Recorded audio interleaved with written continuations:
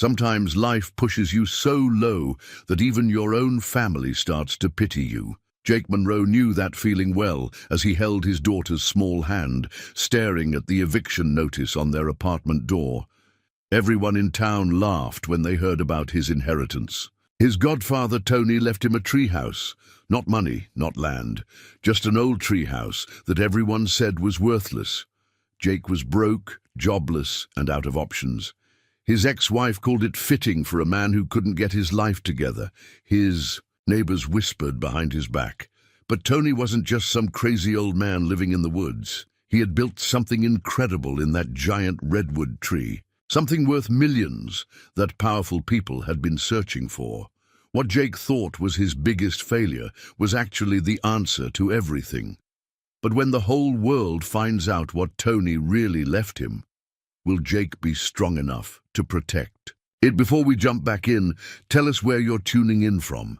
And if this story touches you, make sure you're subscribed, because tomorrow I've saved something extra special for you. The smell of pine and wood smoke had always reminded Jake Monroe of his godfather Tony, even now, 3 weeks after the funeral, as he sat in the cramped kitchen of his one-bedroom apartment, surrounded by unpaid bills and his daughter's homework scattered across a table that wobbled on uneven legs. Jake found himself thinking about the last conversation he'd had with the old man. "You're a good father, Jake," Tony had said, his weathered hands wrapped around a steaming mug of coffee. "Better than you know. That little girl of yours sees the world differently because of you." At the time, Jake had laughed it off. Good fathers didn't get laid off from the lumberyard after 15 years. Good fathers didn't struggle to make rent every month.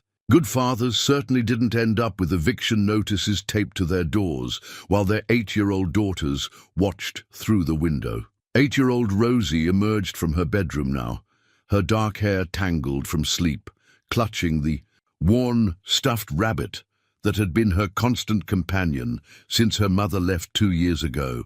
She padded across the linoleum floor in her mismatched socks, the ones Jake had picked up from the discount store because the good ones were too expensive. "Morning, Dad," she said, climbing onto the chair beside him. Her voice carried that particular mixture of wisdom and innocence that sometimes made Jake forget she was still just a child. "You look sad." Jake smoothed down her hair, a gesture that had become as natural as breathing. "Just thinking, sweetheart, about Godfather Tony." Rosie nodded solemnly.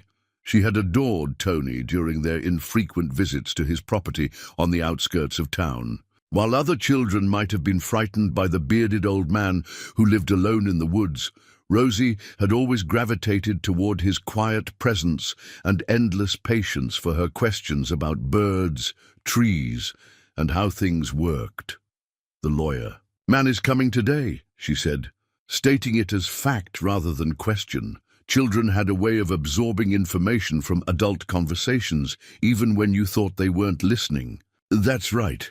Mr. Henderson wants to talk about what Godfather Tony left us." Jake had met Clement Henderson exactly once before, at Tony's funeral. The lawyer was a thin man with kind eyes who had practiced in their small mountain town of Cedar Falls for longer than most people had lived there. He specialized in wills, property disputes, and the kinds of legal matters that arose when people lived their entire lives in one place, accumulating both property and grudges over generations. Cedar Falls wasn't the kind of place people moved to by accident.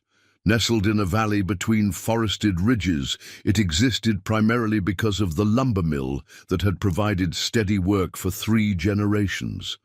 Jake's grandfather had worked there, his father had worked there, and Jake had expected to work there until retirement. The mill's closure 6 months ago had scattered families like leaves in a storm, some moving to bigger towns, others clinging to the hope that someone would buy the operation and start it up again. Jake had chosen to stay, partly because moving required money he didn't have, partly because Cedar Falls was the only home Rosie had ever known. Now, with the eviction notice burning a hole in his consciousness, he wondered if he'd made the right choice. A knock at the door interrupted his thoughts. Through the thin walls of the apartment complex, Jake could hear Mrs. Patterson's television, playing too loudly, and somewhere above them the Johnsons' baby was crying. These sounds had become the soundtrack of his reduced circumstances, a constant reminder of how far he'd fallen from the modest house he'd shared with Sarah before their marriage fell apart. Mr. Henderson stood on the doorstep, briefcase in hand, wearing a suit that had probably been expensive 20 years ago. His smile was gentle but professional, the expression of a man who had delivered both good news and bad news, often enough to know that people's lives could change with a few words on paper. "Jake, good to see you again." "Hello there, Rosie." Rosie waved shyly from behind Jake's leg. She had inherited her father's caution around strangers, though she warmed up quickly once she decided someone was trustworthy. They settled around the wobbly kitchen table, Henderson placing his briefcase carefully on the least cluttered section. Jake poured coffee into 3 mismatched mugs, giving Rosie the one with the cartoon character that was mostly worn away from too many washings. "I won't take up much of your time," Henderson began, opening his briefcase with practiced efficiency. Anthony's will was quite straightforward, actually.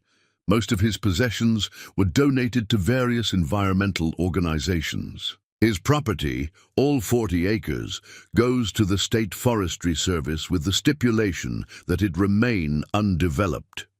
Jake nodded. This much he had expected. Tony had always been passionate about preserving wild spaces, often talking about the importance of leaving something untouched for future generations. However, Henderson continued, pulling out a manila folder, there was one specific bequest to you and Rosie. He smiled at the little girl, who had been listening with the intense concentration she brought to everything. Your godfather left you what he called the treehouse and all its contents. Jake felt his stomach drop. He had heard whispers around in town since the funeral, people talking about Treehouse Tony and his crazy inheritance. He had hoped the rumors were exaggerated. "Just the treehouse?" Jake asked. "Not the land it's on?" "Just the structure itself and a 20-foot radius around the base of the tree.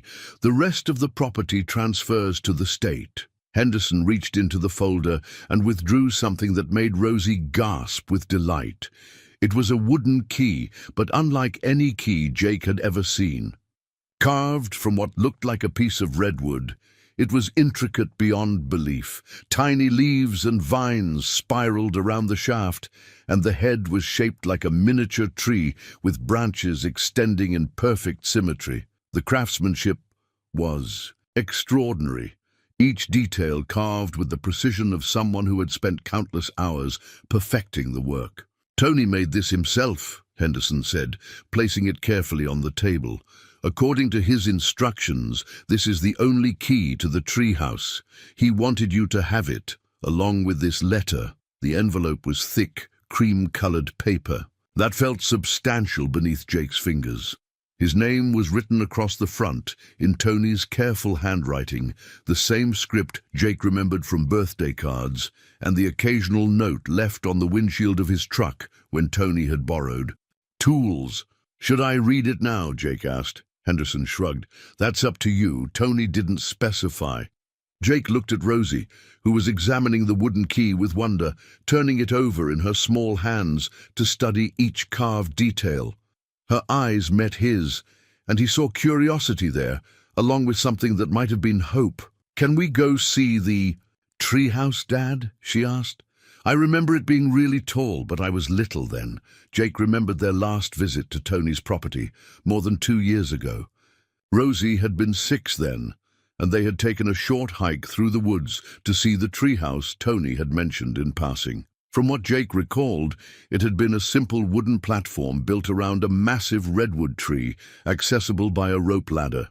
Rosie had been too small to climb up, and Tony had seemed almost relieved by that, as if he preferred to keep his private space truly private. Now, apparently, that private space belonged to them. "I suppose we should take a look at what we've inherited," Jake said, though the words felt strange in his mouth. Inherited, as if a tree house was something substantial, something that mattered. Henderson closed his briefcase and stood. The property is about 15 miles north of town, off Forest Service Road 247. Tony's instructions were quite specific. He wanted you to discover everything for yourself. He said you'd understand when you saw it. After the lawyer left, Jake sat at the kitchen table, turning the wooden key over in his hands. The weight of it surprised him. It was heavier than it looked, as if the wood itself carried the density of years and intention. "Dad," Rosie said quietly, "do you think Godfather Tony was trying to help us?" The question hit him harder than he expected. Jake looked at his daughter, really looked at her, and saw Tony's influence in the way she considered things carefully before speaking, in the way she found wonder in small details. Tony had always treated her as if her thoughts and observations mattered, something that had seemed so natural Jake had never thought about it consciously. "I think maybe he was, sweetheart. Can we go today? To see the treehouse?" Jake glanced at the eviction notice, still folded on the counter where he'd left it after showing it to Henderson. They had 2 weeks before the sheriff would come to escort them from the apartment. 2 weeks to figure out what came next. Maybe Tony's treehouse wouldn't solve anything. Maybe it was just a curious old man's whimsical gift, a wooden platform in the woods that would provide a few hours of distraction before reality set in again. But as Jake looked at the intricate key, at the care that had gone into creating something so beautiful and personal, he felt the first stirring of something he hadn't experienced in months.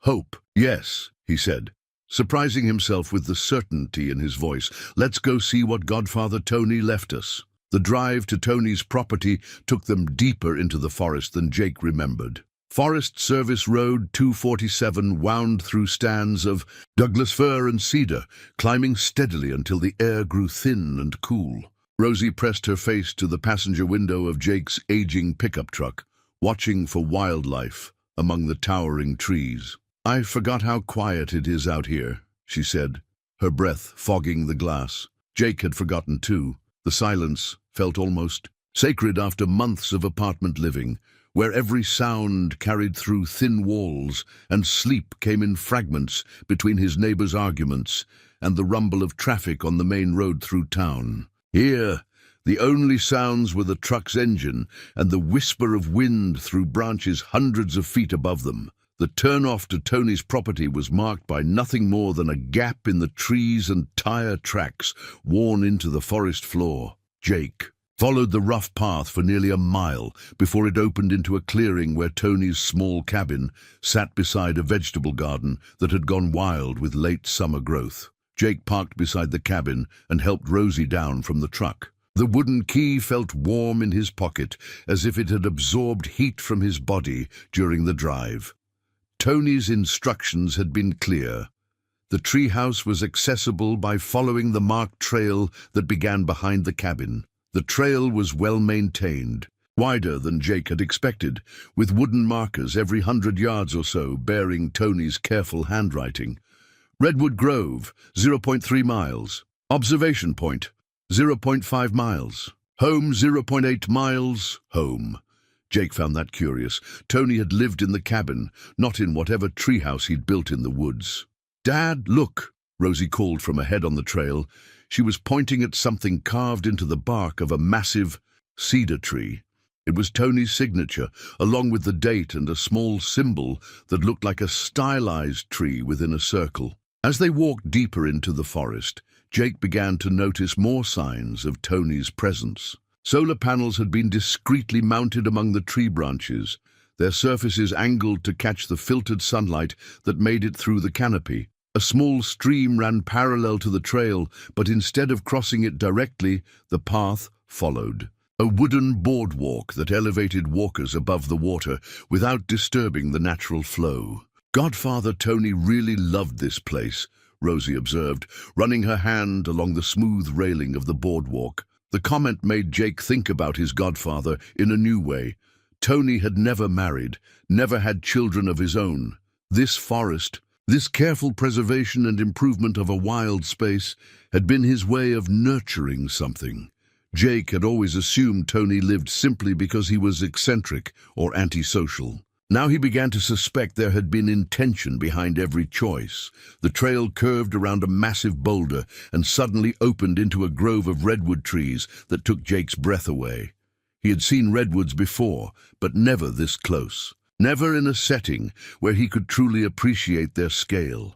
The trees rose like cathedral columns, their trunks so vast that it would have taken a dozen people holding hands to encircle one. And there, in the center of the grove, was Tony's treehouse. Jake stopped walking and stared. This was not the simple wooden platform he remembered from his childhood visit. What he was looking at defied every assumption he'd made about his godfather's lifestyle and capabilities. The structure was built around and into the largest redwood tree, rising in multiple levels that seemed to grow organically from the trunk itself. Glass panels reflected the filtered sunlight, creating the impression that the treehouse was both solid and translucent. Cedar and steel formed graceful curves that followed the natural lines of the tree, as if the building had grown, rather than been constructed. "Oh my," Rosie whispered. Jake walked closer, his neck craning to follow the structure upward. The treehouse rose at least 60 feet into the air, with multiple levels connected by what appeared to be a spiraling walkway that wrapped around the trunk. At the base, a sophisticated entry system awaited them. No rope ladder, but a beautifully crafted door made from the same redwood as the key. The lock was unlike anything Jake had ever seen. Instead of a traditional keyhole, there was an intricate wooden mechanism that seemed to await Tony's carved key. Jake pulled it from his pocket with hands that had begun to shake slightly. "Are you nervous, Dad?" Rosie asked. "A little," Jake admitted. He was beginning to understand that whatever Tony had built here was far beyond a simple treehouse. The solar panels he'd noticed along the trail were feeding power to something, and the sophisticated entry system suggested technology he hadn't expected. The wooden key slid into the mechanism with a satisfying click. Jake turned it, expecting to hear the simple tumbler of a standard lock. Instead, the mechanism responded with a series of soft chimes, like wind bells tuned to a perfect harmony. The door swung open silently, revealing an interior that made Jake's assumptions crumble entirely. The entry level was circular, following the curve of the tree trunk, with windows that provided panoramic views of the forest. But it was the technology that stopped Jake in his tracks. Embedded seamlessly into the wooden walls were touchscreens, showing what appeared to be environmental readings: temperature, humidity, wind speed, solar energy generation. A central console displayed a three-dimensional map of the surrounding forest, with various monitoring points marked in different colors. "Dad," Rosie said in a small voice, "I don't think this is just a tree house." Jake was beginning to reach the same conclusion. The craftsmanship was extraordinary, but more than that, the integration of technology and nature was unlike anything he'd seen. Whoever had designed and built this structure had possessed knowledge and resources far beyond what Jake had imagined Tony capable of. A spiral staircase led to the upper levels, crafted from the same redwood as the key and door. Each step was perfectly fitted, worn smooth but solid. As they climbed, Jake noticed that the tree's living wood had been preserved wherever possible. The structure seemed to embrace the tree rather than fight it, accommodating the natural growth, patterns and seasonal movements of the massive redwood. The second level contained what could only be described as a laboratory. Workbenches lined the curved walls, equipped with tools and equipment that Jake couldn't identify. Glass-fronted cabinets displayed an array of devices and components, all organized with scientific precision. At the center of the room, a large display screen showed rotating images of what appeared to be technical blueprints.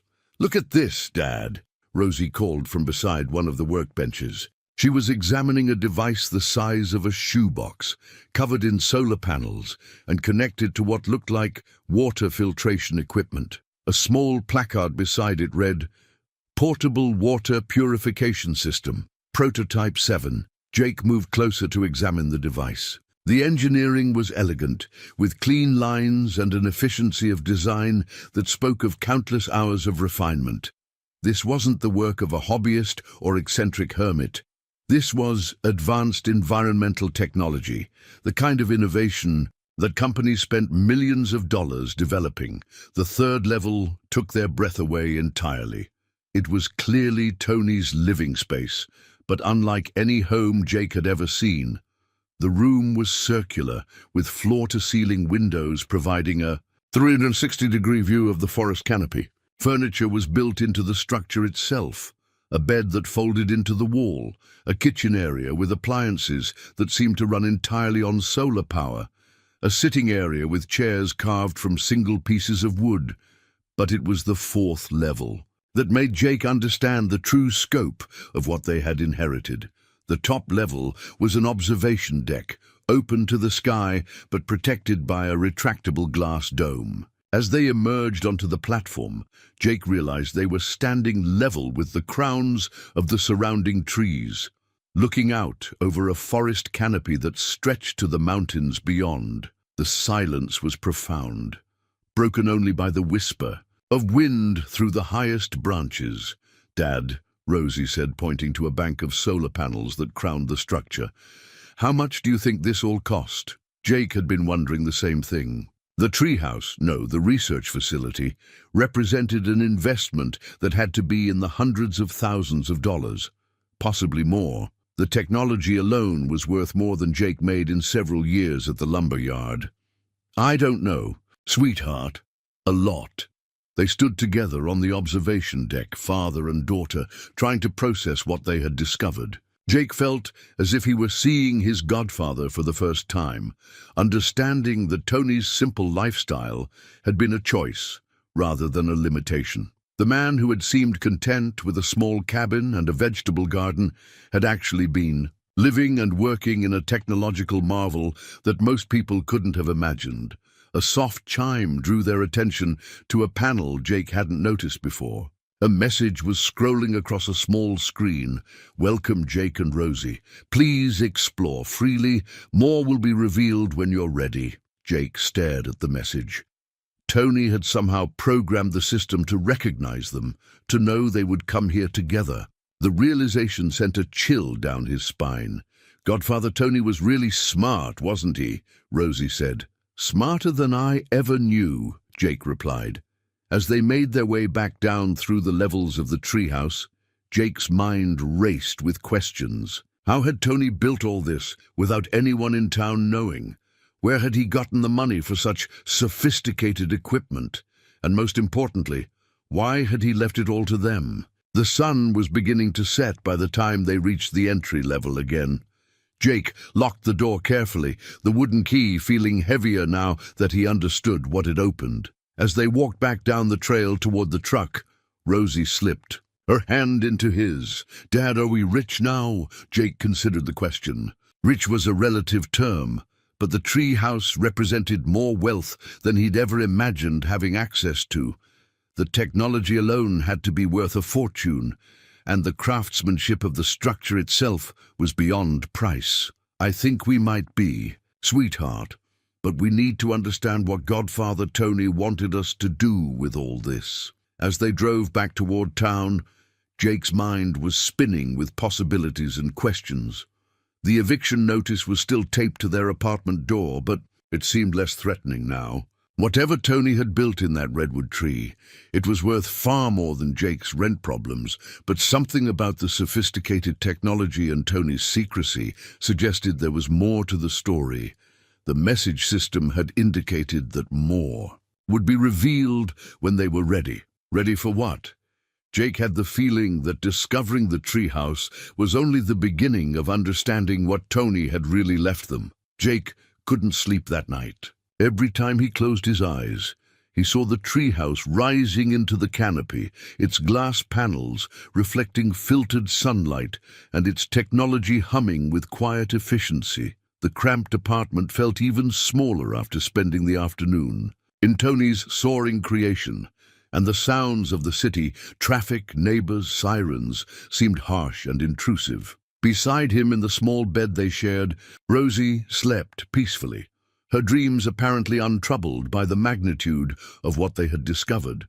Jake envied her ability to simply accept wonder without immediately calculating its implications. He had spent the evening making lists in his head, questions that needed answers, decisions that needed to be made, responsibilities he wasn't sure he was equipped to handle. By morning, Jake had made a decision. They would return to the treehouse, and this time they would explore more systematically. The message on the observation deck had promised that more would be revealed when they were ready. Jake wasn't sure what being ready meant, but he suspected it had something to do with understanding what Tony had actually been working on in that forest laboratory. "Can we go back today?" Rosie asked over breakfast, as if reading his thoughts. "That's exactly what I was thinking." This time, Jake brought supplies: water, sandwiches, a notebook, and his phone with its camera. If Tony had left them valuable technology, Jake needed to document it properly. The eviction notice remained taped to their door, but its urgency had dimmed. Whatever Tony had built was worth far more than 2 months' rent. The drive to the property felt familiar now, and Jake found himself anticipating the moment when the forest would open into Tony's grove. Rosie chattered about the treehouse during the drive, asking questions that Jake couldn't answer, but that showed she was thinking about what they had seen with the systematic curiosity she had inherited from her mother. "Do you think other people know about it?" she asked. "I don't think so. Tony was pretty private about his work. But how could he build something so big without anyone helping?" It was a good question. The treehouse wasn't something one person could have constructed alone, not with the sophisticated technology and precision craftsmanship they had observed. Someone had helped Tony, or he had hired crews and somehow convinced them to keep quiet about the project. When they reached the grove, Jake approached the treehouse with more confidence. The wooden key felt comfortable in his hand now, and the chiming lock mechanism seemed to welcome them back. Inside, the environmental displays showed slightly different readings than the day before, confirming that the systems were actively monitoring the forest conditions. "Let's start with the laboratory level," Jake said. "I want to understand what Tony was actually working on." The second-level laboratory was even more impressive in daylight. Jake began systematically examining the equipment and prototypes, using his phone to photograph everything while taking notes in his notebook. The water purification device Rosie had found was just one of dozens of innovations displayed throughout the space. On one workbench, Jake found prototypes for what appeared to be ultra-efficient solar cells, their surfaces covered with a material that seemed to absorb and concentrate even the filtered light that made it through the forest canopy. Another bench held components for wind generators designed to operate in the gentle air currents of the forest understory. But it was when Jake discovered Tony's filing system that the true scope of his godfather's work became clear. The files were organized in cedar cabinets that matched the treehouse's construction, each drawer labeled with precise handwriting. Jake pulled open a drawer labeled Water Systems and found himself looking at detailed blueprints for the purification devices, along with technical specifications, test results, and patent applications. Patent applications. Jake stared at the official documents, trying to process what he was seeing.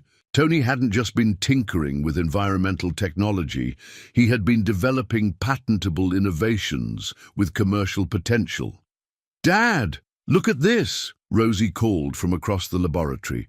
She was standing beside a large display screen that had activated when she approached. The screen showed a three-dimensional rotating image of what appeared to be a house, but not like any house Jake had ever seen.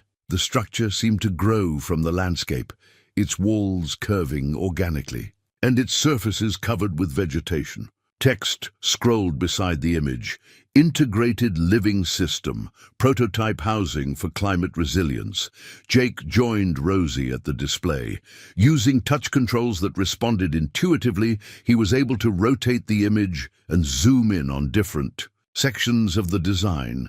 What he saw was breathtaking, a completely self-sufficient dwelling that generated its own power, purified its own water, grew its own food, and integrated so completely with the natural environment that it seemed to disappear into the landscape. "This is what Godfather Tony was really working on," Jake said, his voice filled with wonder. He wasn't just building a tree house, he was designing the future. Jake spent the next hour exploring the display system, discovering that it contained dozens of innovative designs. Solar collectors that looked like leaves, wind generators disguised as trees, water systems that mimicked natural stream flow, food production systems that worked with, rather than against, natural ecosystems. Each design was accompanied by detailed engineering specifications, cost projections, and environmental impact assessments. This wasn't the work of an eccentric hermit. It was the research and development program of a visionary environmental engineer. In another filing cabinet, Jake found Tony's personal notebooks. The handwriting was familiar, the same careful script he remembered from birthday cards, but the content revealed a mind engaged with complex technical challenges and ambitious goals. The future of human civilization depends on learning to live within natural systems rather than replacing them. One entry read, "We must design communities that enhance rather than degrade the environments that sustain us. The technology exists. What we lack is the wisdom to implement it on a scale that matters." Jake read entry after entry, each one revealing more of Tony's vision and dedication. His godfather hadn't been hiding in the woods, he'd been working to save the world. "Rosie, come look at this," Jake called. She joined him at the notebook, reading over his shoulder with the concentration she brought to all text. "Godfather Tony wanted to help the Earth," she said simply. "I think he did more than want to help," Jake replied. "I think he figured out how." As they continued exploring the laboratory, Jake began to understand that they had inherited more than a treehouse or even advanced technology. They had inherited a mission. Tony had spent years, possibly decades, developing solutions to environmental challenges that were becoming more urgent every year. The treehouse itself was a proof of concept, demonstrating that sophisticated human living could exist in harmony with natural systems. The question was, what did Tony expect them to do with this inheritance? Jake found part of the answer in a folder labeled Implementation Strategy. The documents inside outlined plans for sharing Tony's innovations with the world, but not through traditional commercial channels. Instead, Tony had envisioned a foundation that would freely distribute the technology to communities that needed it most. Places threatened by climate change, water scarcity, or energy poverty. The goal is not profit, but proliferation. 1. Document explained. These technologies must reach the people and places where they can do the most good, regardless of their ability to pay. Jake sat back in Tony's chair, trying to process the implications. His godfather had left them not just wealth, but responsibility. The tree house and its technology represented years of work toward a goal that was larger than personal success or financial security. "Dad," Rosie said quietly, "do you think we're supposed to continue Godfather Tony's work?" Jake looked at his daughter, seeing Tony's influence in the thoughtful way she considered complex questions. "I think maybe we are, sweetheart, but I'm not sure we're qualified for something this important. Godfather Tony must have thought we were," she replied with the simple logic of childhood. "Otherwise, he wouldn't have left it to us." As afternoon shadows began to lengthen across the laboratory, Jake made copies of the most important documents and files. He needed time to study and understand what Tony had really been working on, and he needed to research the commercial potential of the innovations they had inherited. But first, he needed to understand who else might know about Tony's work. In a file labeled Correspondence, Jake found letters and emails that made his blood run cold. Companies were indeed interested in Tony's innovations, very interested. Environmental technology firms, energy corporations, and government agencies had all attempted to contact Tony over the years, some offering to buy his patents, others threatening legal action if he didn't share his research. The most recent letter was dated just 2 months before Tony's death. It was from a company called Meridian Energy Solutions, and the tone was distinctly threatening. "Mr. Kovac," it read, "our patience with your refusal to cooperate is wearing thin. The technologies you have developed represent significant commercial opportunities that could benefit millions of people. Your selfish hoarding of these innovations borders on criminal negligence. We strongly advise you to reconsider our generous offer before we are forced to pursue other options." Jake felt a chill that had nothing to do with the forest air. If companies like Meridian Energy Solutions knew about Tony's work, they would soon know about the inheritance. And if they had been threatening Tony, they might not hesitate to pressure Jake as well. "Dad, you look worried," Rosie observed. "I think we might have inherited more than just a treehouse and some technology," Jake said carefully. "I think we might have inherited some problems too." As they locked up the treehouse and walked back toward the truck, Jake's mind was racing.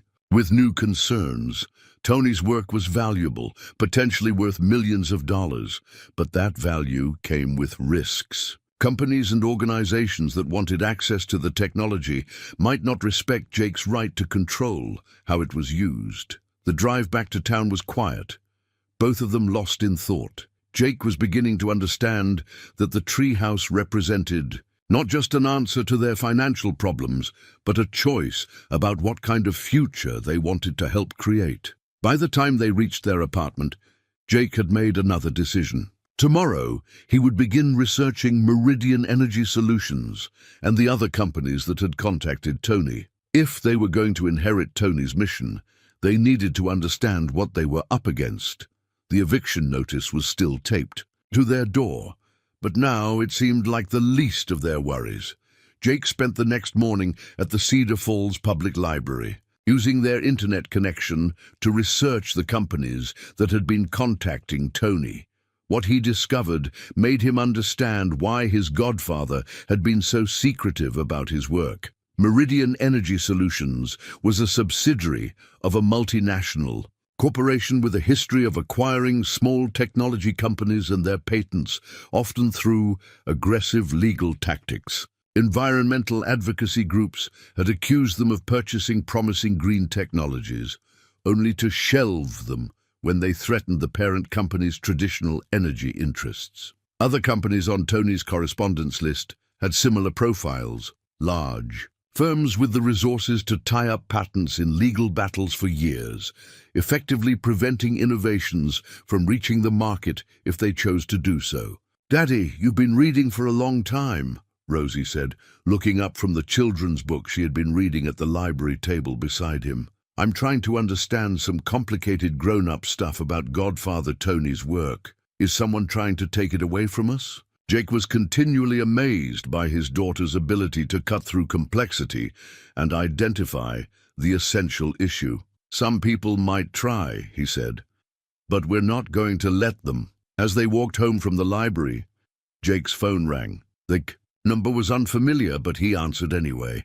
"Mr. Monroe, this is Rebecca Chen from Meridian Energy Solutions. I understand you've recently inherited some property that might interest our company." Jake stopped walking. "How did you get this number?" "Public records, Mr. Monroe. When someone inherits property, it becomes a matter of public record. We'd very much like to discuss a business opportunity with you." "I'm not interested," Jake said, his voice sharper than he had intended. "I think you might reconsider when you hear our offer," Chen continued smoothly. "We're prepared to pay substantial money for certain technologies that may have been on the property you inherited. Technologies that could benefit millions of people if properly developed and distributed." Jake thought about the threatening letter he had found in Tony's files. And if I'm not interested in selling? Well, that would be unfortunate. For everyone involved, the line went dead. Jake stared at his phone, his hands trembling slightly with anger. They hadn't even been to the treehouse themselves, and already corporate interests were circling like vultures. "Who was that, Dad?" Rosie asked. "Someone who wants to buy Godfather Tony's inventions. Are we going to sell them?" Jake looked down at his daughter, seeing Tony's influence in her serious expression. "What do you think we should do?" Rosie considered the question with the gravity she brought to important decisions. "I think Godfather Tony left them to us because he trusted us to take care of them. If he wanted to sell them, he would have done it himself." Jake felt a surge of pride in his daughter's wisdom. "I think you're right." That afternoon they returned to the treehouse. This time, Jake went directly to Tony's personal journals, looking for more information about his godfather's intentions and the pressures he had faced from commercial interests. What he found was both illuminating and disturbing. Tony's early entries revealed a brilliant engineer who had worked for major corporations before becoming disillusioned with their priorities. "They want innovations that generate profit, not solutions that solve problems," one entry read. "When I developed a water purification system that could provide clean water for refugee camps at a cost of pennies per gallon, they calculated that the profit margins were too low to justify production. Millions of people could have clean water, but the shareholders wouldn't get rich enough fast enough." Later entries documented Tony's decision to work independently, developing technologies that could be freely shared rather than locked up by patents and corporate ownership. "If I can create solutions that communities can build and maintain themselves using local materials and simple techniques, then no corporation can control who has access to clean water, renewable energy, or sustainable housing." Jake began to understand that Tony's isolation hadn't been about avoiding people.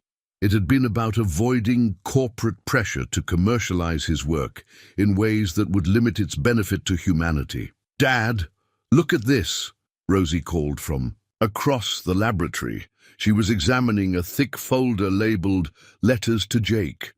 Inside were dozens of letters addressed to him, organized by date, the earliest from more than 5 years ago. Jake opened the first letter with hands that had begun to shake. "Dear Jake," it began in Tony's familiar handwriting. "If you are reading this, then I am gone, and you have inherited the work of my lifetime. I know this responsibility seems overwhelming, but I chose you carefully. You have something that most people lack, the integrity to choose what's right over what's profitable." Jake read through letter after letter, each one revealing more of Tony's plan and expectations. His godfather had been preparing Jake for this inheritance for years, watching how he handled challenges and setbacks, observing his dedication to Rosie despite the difficulties of single parenthood. "You've never taken the easy path when it would hurt someone else," one letter explained. "You've worked honest jobs for honest pay, even when dishonest shortcuts were available. You've put Rosie's well-being ahead of your own comfort. These qualities make you the right person to protect these innovations and ensure they reach the people who need them most." The final letter was dated just 1 month before Tony's death. "The pressure from corporations is increasing," it read. "They know I have developed technologies worth millions of dollars, and they are becoming more aggressive in their attempts to force me to sell. I fear that my time is running short, not because of age or illness, but because powerful interests will not allow these innovations to remain independent much longer." Jake felt a chill as he continued reading. "If something happens to me, you will face the same pressures. Companies will offer you enormous sums of money for technologies that could change the world. The temptation to accept will be strong, especially given your financial struggles. But I urge you to remember that the true value of these innovations lies not in their commercial potential, but in their ability to help communities become self-sufficient and resilient." The letter concluded with specific instructions. Take time to understand the technologies before making any decisions. Learn how they work, who could benefit from them, and what would happen if they were controlled by corporations instead of communities. Only then will you be able to make choices that honor the work and the people it was meant to serve. Godfather Tony was really worried about something, wasn't he? Rosie observed, reading over Jake's shoulder. He was worried about the same thing I'm worried about now, Jake replied. People who want to control his inventions instead of sharing them. As afternoon turned to evening, Jake explored more of Tony's documentation, finding detailed plans for sharing the technologies with communities around the world. Tony had identified specific regions affected by water scarcity, energy poverty, and climate change, where his innovations could make immediate differences in people's lives. But he had also documented the obstacles to implementation, patent laws that could be used to prevent communities from building the technologies themselves, corporate interests that preferred profitable complexity over simple solutions, and government regulations that could be manipulated to protect established industries. It's like a game, Jake said, speaking his thoughts aloud, but the stakes are whether people have clean water and renewable energy. It doesn't sound like a very fun game, Rosie replied. Jake's phone rang again. This time it was a different number, but when he answered, he recognized Rebecca Chen's voice. Mr. Monroe, I hope you've had time to consider our conversation. We're prepared to make you a very generous offer for any environmental technologies that might be on your inherited property. I told you I'm not interested. That's unfortunate, because we have reason to believe you've inherited technologies developed by Anthony Kovac. Those technologies represent intellectual property that may rightfully belong to our company. Jake felt his anger flare. Those technologies belong to me. Tony left them to me legally. Legal ownership can be complex, Mr. Monroe. Patents can be challenged. Technologies can be claimed by prior inventors. We would prefer to handle this as a business transaction rather than a legal dispute. Are you threatening me?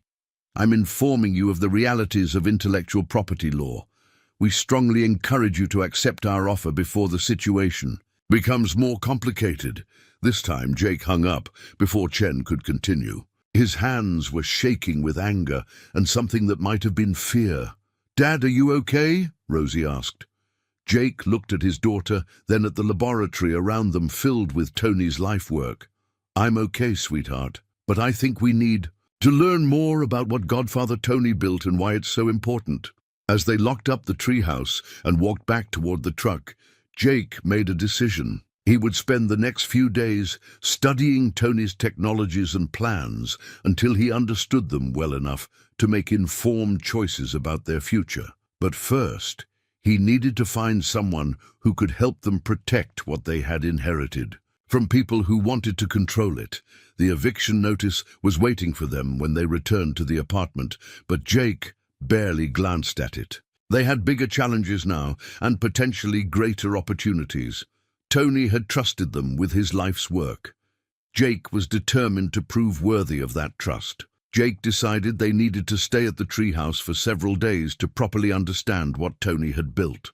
The apartment held nothing for them now except the pressure of unpaid bills and corporate phone calls, while the treehouse offered both sanctuary and the answers they needed. "It's like camping, but with better technology," Rosie observed as they packed supplies for an extended stay. Jake had called the apartment complex manager and arranged to move out early, citing family circumstances. The security deposit would cover most of what they owed, and frankly, the treehouse was more comfortable than their cramped apartment had ever been. The living level of the treehouse revealed new wonders every day. The kitchen operated entirely on solar power stored in battery systems so advanced that Jake had never heard of the technology. Water came from a spring that Tony had tapped and filtered through a system that removed impurities while preserving beneficial minerals. The temperature regulation system worked by circulating air through underground chambers that maintained steady temperatures year-round. Godfather Tony thought of everything, Rosie said, exploring the compact but complete living space. On their second night in the treehouse, Jake made a discovery that changed his understanding of Tony's work entirely. Hidden behind a bookshelf, accessible only by manipulating a sequence of wooden panels in the correct order, was a room that hadn't appeared on any of the displays or maps they had found. The hidden room contained Tony's most advanced prototypes, including working models of technologies that seemed almost magical in their sophistication. A water purification system the size of a briefcase that could turn any contaminated water source into clean drinking water. Solar collectors thin as paper that could be rolled up and transported anywhere. Wind generators so efficient they could provide power from breezes too gentle to feel. But the centerpiece of the hidden room was a complete model of a sustainable community. A miniature version of what human settlements could look like if they were designed around Tony's innovations. The model showed houses that generated more energy than they consumed, water systems that purified and recycled every drop, food production systems that enhanced rather than depleted soil quality. "It's like a tiny, perfect town," Rosie said, studying the model with fascination. Jake read the documentation that accompanied the community model. Tony had calculated that a settlement designed around his technologies could house 500 people while having a positive environmental impact, actually improving air quality, water purity, and soil health compared to undeveloped land. This isn't just about individual inventions, Jake realized. Tony figured out how to redesign human civilization. The implications were staggering. If communities could be truly self-sufficient and environmentally positive, they could survive climate change, economic collapse, or resource scarcity. They could provide prosperity without environmental destruction. On their third morning in the treehouse, Jake's phone rang earlier than usual. This time it wasn't Rebecca Chen from Meridian Energy Solutions. It was a reporter from the Cedar Falls Gazette. "Mr. Monroe, I'm calling about the unusual inheritance you recently received. We've heard some interesting rumors about a structure on the property that might be of public interest." Jake's heart sank. "I don't have any comment. We understand there might be some sort of advanced technology involved. Our readers would be very interested in a local story about innovation and environmental sustainability. How did you hear about this?" "Sources close to the situation. We're planning to run a story with or without your cooperation, but we'd prefer to include your perspective." Jake hung up, his mind racing. If the local newspaper was interested, larger media outlets wouldn't be far behind. And if the story became public, corporate pressure would intensify dramatically. "Dad, what's wrong?" Rosie asked, seeing his expression. "People are starting to find out about the treehouse. That could make things complicated." Jake spent the morning researching intellectual property law and environmental technology patents. What he learned was deeply troubling. Large corporations had lawyers dedicated to finding ways to claim ownership of promising technologies, often through obscure patent disputes or claims of prior invention, even when inventors had clear legal rights to their work. Defending those rights against well-funded corporate legal teams could bankrupt individuals and small organizations. But Jake also discovered something encouraging. Tony had been methodical about protecting his work. Every innovation was thoroughly documented, with clear evidence of original development and testing. Many of the technologies were protected by patents that Tony had filed years before any corporate interest had emerged. More importantly, Tony had structured his intellectual property in a way that made it difficult for corporations to acquire through hostile means. Instead of traditional patents that could be bought and sold, Tony had used a combination of open-source licensing and community ownership models that ensured the technologies would remain freely available. Godfather Tony was really smart about protecting his inventions. Jake told Rosie as they ate lunch on the observation deck. What happens if bad people try to take them anyway? It was a question Jake had been pondering. Legal protections were only as strong as someone's ability to enforce them, and corporations like Meridian Energy Solutions had resources that Jake couldn't match. That afternoon, Jake's phone rang again. This time it was someone unexpected, Dr. Maria Santos from the University of California's Environmental Engineering Department. Mr. Monroe, I'm calling about the work of Anthony Kovac. I understand you may have inherited some of his research and prototypes. Jake's guard went up immediately. I'm not interested in selling anything. Oh, I'm not calling to buy anything. Dr. Santos said quickly, I'm calling to offer help. Tony and I corresponded for years about sustainable technology development. He shared some of his innovations with our research group, and we've been working to implement them in developing communities around the world. Jake felt a surge of hope. You knew Tony? We never met in person, but we collaborated extensively through email and video calls. Tony was brilliant, but he was also deeply concerned about keeping his work away from corporate interests that would limit its beneficial impact. Dr. Santos explained that Tony had been working with a network of academic researchers, environmental organizations, and community development groups to test and refine his technologies in real-world applications. Several of his innovations were already being used successfully in off-grid communities in Central America, Africa, and Southeast Asia. Tony told me he was training someone to continue his work, Dr. Santos continued. Someone he trusted to make decisions based on human need rather than profit potential. I assume that someone is you. Jake felt overwhelmed by the responsibility. I'm not an engineer or a scientist. I worked at a lumber yard. Tony didn't choose you for your technical expertise, Dr. Santos replied. He chose you for your character. The technical knowledge can be learned. Integrity and good judgment can't be taught. Dr. Santos offered to connect Jake with the network of organizations that had been working with Tony, and to provide legal and technical support to help protect his innovations from corporate appropriation. She also warned him that media attention would bring both opportunities and dangers. Environmental technology is a multi-billion-dollar industry, she explained. Companies that control traditional energy sources see innovations like Tony's as existential threats.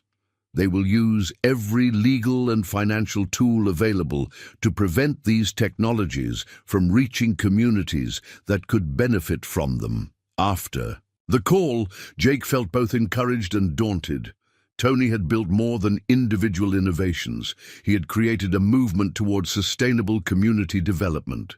But that movement was under threat from powerful interests that preferred profitable complexity over simple solutions. Dad, Rosie said that evening, as they watched the sunset from the observation deck, do you think we can really help people with Godfather Tony's inventions? Jake looked at his daughter, silhouetted against the forest canopy, and felt a clarity he hadn't experienced in months. I think we have to try, sweetheart. Tony trusted us with something important, and there are people who need these technologies. Even if it's scary, especially if it's scary, the most important things usually are. That night, as Rosie slept in the comfortable bed that folded down from the treehouse wall, Jake stood on the observation deck, looking out over the forest. The solar batteries provided gentle lighting that didn't interfere with the stars, and the silence was broken only by the whisper of wind through branches and the distant call of an owl. For the first time since his layoff from the lumber yard, Jake felt a sense of purpose that went beyond paying bills and avoiding eviction. Tony had left them more than a home and financial security.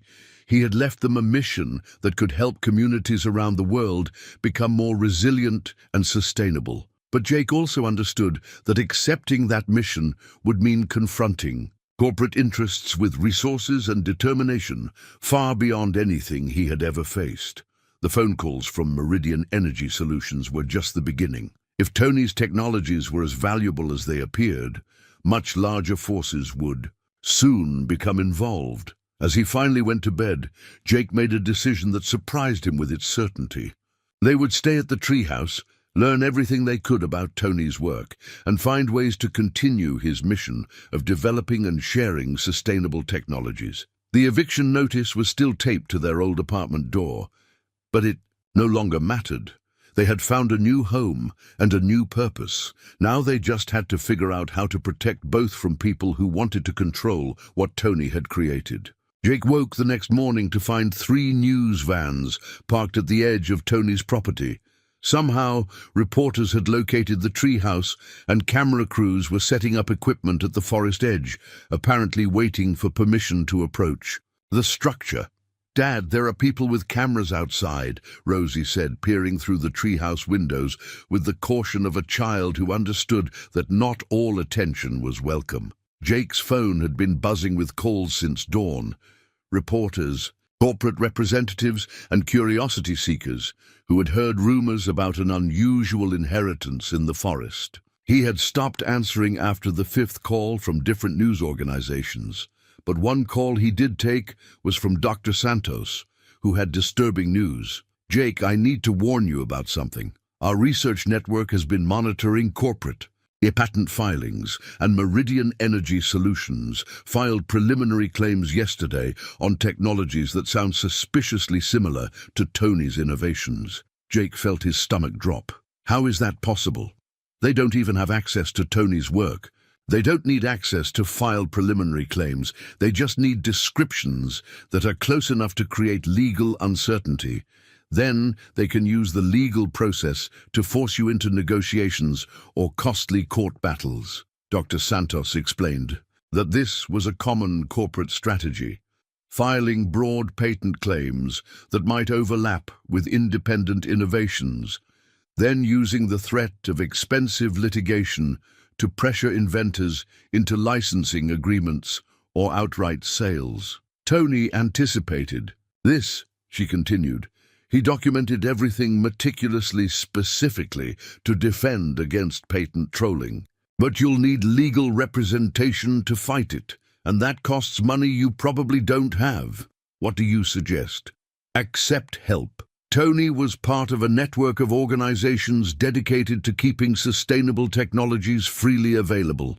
We have lawyers, funding, and political connections, but you'll need to be public about Tony's work and your intentions for continuing it. Jake looked out at the news crews setting up their equipment. I think that decision might have been made for us.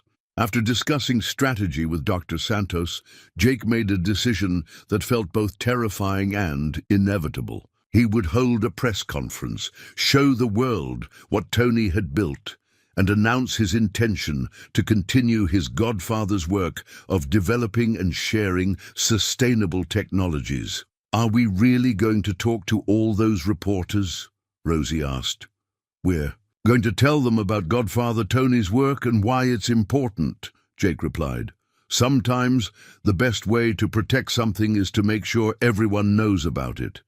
Jake spent the morning preparing for what might be the most important conversation of his life. He reviewed Tony's documentation, practiced explaining the technologies in language that non-engineers could understand, and prepared answers for questions about his plans for the inheritance. At noon, Jake and Rosie walked down the trail toward the waiting reporters. Jake carried a folder of Tony's innovations and a determination to honor his godfather's vision, regardless of the corporate pressure that would surely follow. The press conference took place at the edge of the grove, with the massive redwood trees providing a dramatic backdrop. Jake had expected a handful of local reporters, but the crowd included national news crews, environmental journalists, and what appeared to be corporate representatives taking notes from the back of the group. "My name is Jake Monroe," he began, his voice steadier than he had expected. 3 weeks ago, my godfather Anthony Kovacs died and left me what everyone in town called a worthless treehouse. What he actually left me was 30 years of revolutionary environmental technology and a mission to share it with communities that need it most.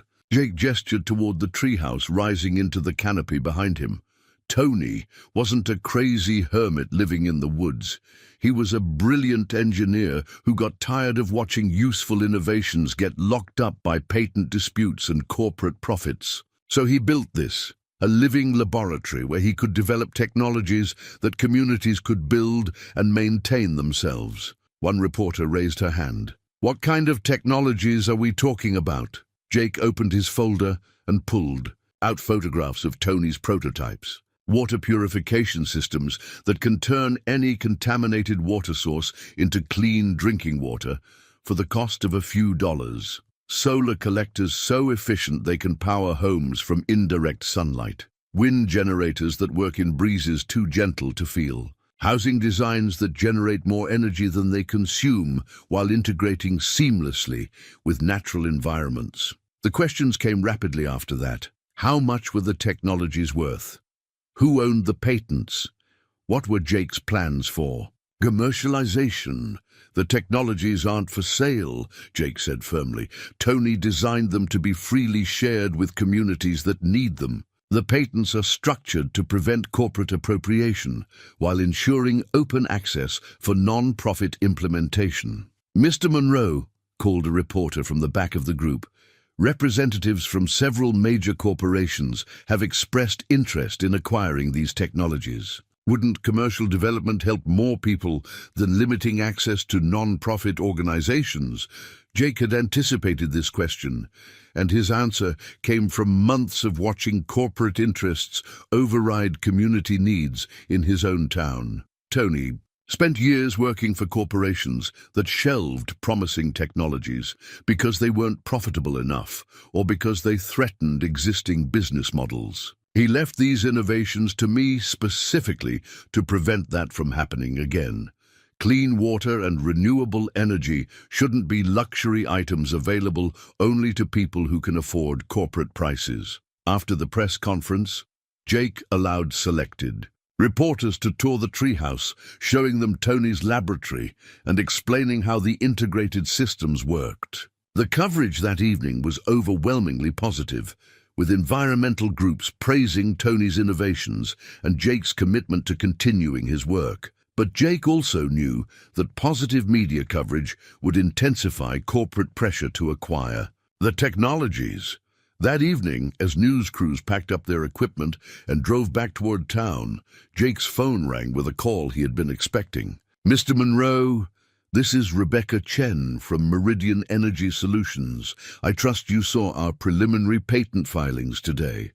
"I saw them," Jake replied, "and I spoke with lawyers who explained what you're trying to do. We're trying to protect valuable intellectual property from being carelessly distributed without proper oversight," Chen said smoothly. "Your godfather's technologies could benefit millions of people if properly developed and marketed. Your plan to give them away will result in inferior implementations that could discredit the innovations entirely. What do you want? A licensing agreement that allows us to commercialize the technologies while providing you with substantial royalty payments. You keep ownership, we handle development and distribution. Everyone benefits." Jake thought about the communities Dr. Santos had described, places where Tony's technologies were already providing clean water and renewable energy without corporate oversight or profit margins. "And what happens to communities that can't afford your commercial prices?" "Market forces will eventually make the technologies affordable for everyone," Chen replied. "That's how innovation spreads. That's not how Tony wanted it to spread." "Mr. Monroe, I'm trying to offer you a reasonable solution to a situation that could become very expensive for you. Patent disputes can take years to resolve and cost hundreds of thousands of dollars in legal fees. Are you threatening me again? I'm informing you of the realities of intellectual property law. We filed our preliminary patents in good faith, based on our own research and development. If there are conflicts with your godfather's patents, the courts will have to resolve them." After Chen hung up, Jake stood on the observation deck looking out over the forest. The solar batteries hummed quietly, storing energy from the day's sunlight. The water purification system cycled gently, ensuring a constant supply of clean water. The integrated systems that Tony had built worked in harmony with the natural environment, proving that human technology could enhance rather than degrade the world around it. "Dad," Rosie said, joining him on the deck, "are you worried about the patent people?" "A little," Jake admitted, "but I'm more worried about letting Godfather Tony down." "I don't think he'd be disappointed in us," Rosie said with the certainty that children brought to important truths. "We're trying to do what he wanted." Jake looked at his daughter, realizing that she understood Tony's mission as clearly as he did, perhaps more clearly. "You're right, sweetheart. We are doing what he wanted." That night, Jake made a series of phone calls to the network of organizations that Dr. Santos had described. Environmental lawyers offered to defend Tony's patents pro bono. Community development. Groups shared stories of places where similar technologies had transformed lives. Academic researchers proposed collaborations to refine and test new innovations. By morning, Jake understood that they weren't alone in this fight. Tony had built more than individual technologies. He had created a movement towards sustainable community development. That movement had allies with resources, expertise, and determination to match anything that corporate interests could bring to bear. The question was whether Jake and Rosie were ready to become the public faces of something larger than themselves, something that could change how human communities related to the natural world. 2 days after the press conference, Jake discovered something that changed everything he thought he knew about Tony's inheritance. While exploring the treehouse's lower levels more systematically, Rosie found a hidden panel in the laboratory floor that Jake had missed entirely. "Dad, this piece of wood feels different," she said, running her fingers along what appeared to be a seamless section of the floor. When Jake examined the area Rosie had indicated, he found a wooden mechanism similar to the lock on the main door. Intricate, carved with the same precision as Tony's key, and clearly designed to be opened. By someone who understood the pattern, Jake spent an hour manipulating the wooden panels before he heard the familiar chime that indicated success. A section of the laboratory floor rose smoothly, revealing stairs that descended into the earth beneath the massive redwood tree. "There's more?" Rosie asked, her eyes wide with wonder. "Apparently there's a lot more." The stairs led down 20 feet into what could only be described as an underground research facility. Solar lighting activated automatically as they descended, revealing a space that was larger and more sophisticated than anything they had seen above ground. The underground laboratory contained equipment that Jake couldn't identify, prototypes that seemed decades ahead of current technology, and documentation that made him realize Tony's work was far more advanced than he had imagined. But it was the central display screen that stopped Jake in his tracks. As they approached, it activated automatically, showing a 3-dimensional map of the world with hundreds of points marked in different colors. "Welcome to the Global Sustainability Network," a recorded voice said. Tony's voice, but speaking with an authority and confidence that Jake had never heard from his godfather. "If you're seeing this, then you've inherited not just my laboratory, but my role in coordinating the world's most advanced environmental technology development program." Jake stared at the display as Tony's recorded message continued. "For the past 15 years, I haven't been working alone. The research facility you've discovered is one of 12 similar installations around the world, each developed by engineers and scientists who shared my vision of freely available sustainable technology." The map zoomed in on various marked locations: a mountain laboratory in Switzerland, a desert research station in Morocco, an island facility in the Philippines. Each location was connected to the others by communication links that allowed researchers to share innovations and coordinate development. The treehouse you inherited is the North American Coordination Center for a global network, dedicated to developing and distributing environmental technologies that corporations can't control, Tony's voice explained. The researchers at these Facilities have been working together to create solutions for climate change, water scarcity, energy poverty, and sustainable food production. Jake felt dizzy as the implications became clear. Tony hadn't been a lonely hermit developing technologies in isolation. He had been coordinating a worldwide network of environmental innovators, and now Jake had inherited responsibility for continuing that coordination. Each facility specializes in different aspects of sustainable technology. The recording continued. Our location focuses on integrated community systems, how individual innovations can work together to create completely self-sufficient settlements. Other facilities specialize in water purification, renewable energy, sustainable agriculture, and climate adaptation. The display showed communications logs indicating that the global network was active and ongoing. Researchers at other facilities had been waiting for someone to take over Tony's coordination role. The corporate pressure you're experiencing is nothing new, Tony's voice continued, as if anticipating Jake's concerns. Every facility in the network has faced attempts at acquisition, legal challenges, and political pressure. But our distributed structure and open-source approach makes us difficult to shut down or control. Jake explored the underground facility while the recording continued, finding prototypes that represented collaborations between researchers around the world.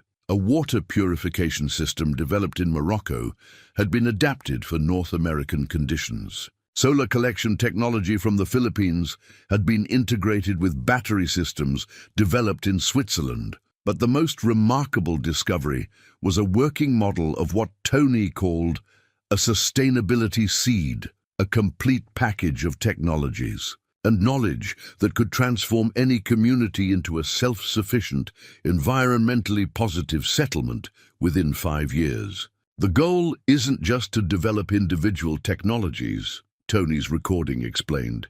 It's to create a reproducible model for human communities that enhance, rather than degrade, the environments that sustain them.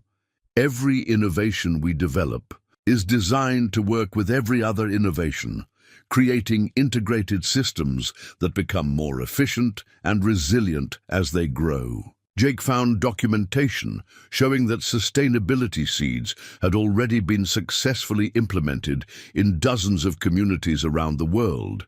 Refugee settlements that had become thriving eco-villages, rural communities that had achieved energy independence, urban neighborhoods that produced more food than they consumed. The work is more urgent now than ever, Tony's voice continued.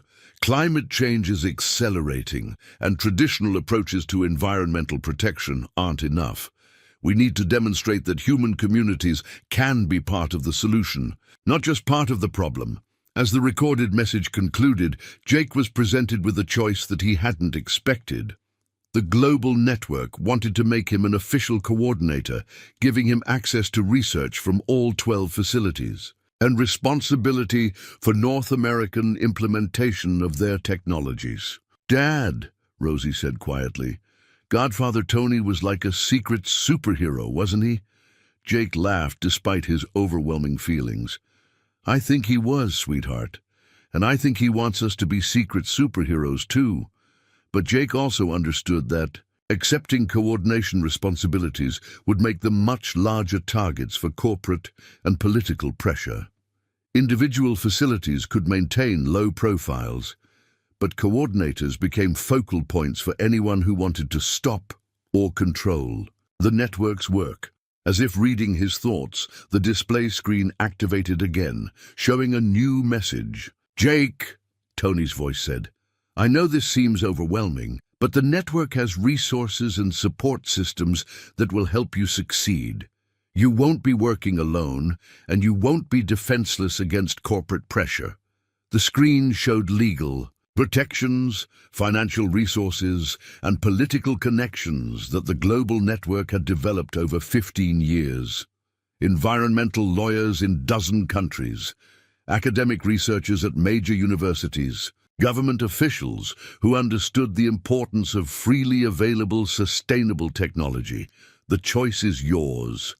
Tony's voice concluded. You can continue working with just the technologies I developed here, helping communities one at a time. Or you can help coordinate a global effort to transform how human civilization relates to the natural world. Jake spent the next hour exploring the underground facility, finding technologies and collaborations that represented solutions to environmental challenges he hadn't even known existed. The scope of work was staggering, but so was its potential impact. "What do you think, Rosie?" Jake asked as they sat in the underground laboratory, surrounded by innovations that could change the world. "Should we help Godfather Tony's friends with their secret superhero work?" Rosie considered the question with her characteristic seriousness. "Will it help more people? A lot more people. Will it be more dangerous?" Jake thought about the corporate pressures they were already facing, the legal challenges that were already being filed, the media attention that was already intensifying. Probably not more dangerous than what we're already doing, but definitely more complicated. "I think Godfather Tony wouldn't have shown us all this if he didn't think we could handle it," Rosie said finally. "And I think people need help." Jake looked at his daughter and felt a surge of pride in her wisdom and courage. "I think you're right on both counts." That evening, Jake activated the communication system that connected Tony's facility to the global network. For the first time, he spoke directly with researchers around the world who had been waiting months for someone to take over North American coordination. Dr. Elena Rodriguez, from the facility in Morocco, spoke about water purification, systems that could serve refugee camps. Dr. James Chen from the Philippines described renewable energy systems that could power island communities. Dr. Sarah Okafor from Switzerland explained climate adaptation technologies that could help agricultural communities survive changing weather patterns. Each researcher shared stories of communities that had been transformed by freely available sustainable technologies. But they also warned about intensifying corporate and political pressure to control or shut down their work. "The network is only as strong as our coordination," Dr. Rodriguez explained. "Individual facilities can be isolated and pressured, but working together, sharing innovations and supporting each other, we're much more difficult to stop." By the end of the call, Jake had accepted responsibility for coordinating North American implementation of the network's technologies. It was a decision that would change their lives completely, but it felt like the natural extension of everything Tony had taught them about protecting and sharing innovations that could help people. As Jake and Rosie climbed back up the stairs to the treehouse proper, Jake realized that inheriting Tony's work had been just the beginning. Now they were part of something larger, more important and more dangerous than he had ever imagined. But they were also part of a global community, dedicated to proving that human technology could heal rather than harm the world. And that felt like the most important work they could possibly do. Jake's decision to join the global network triggered events that escalated faster than he had anticipated. Within days of his first coordination call, corporate pressure intensified. Dramatically, legal challenges multiplied, and media attention reached levels that made their previous coverage seem insignificant. "Mr. Monroe," Rebecca Chen from Meridian Energy Solutions said during her daily phone call, "we've learned that you're now claiming to coordinate an international network of environmental technology facilities. This changes the scope of our intellectual property concerns significantly." Jake had stopped trying to avoid Chen's calls.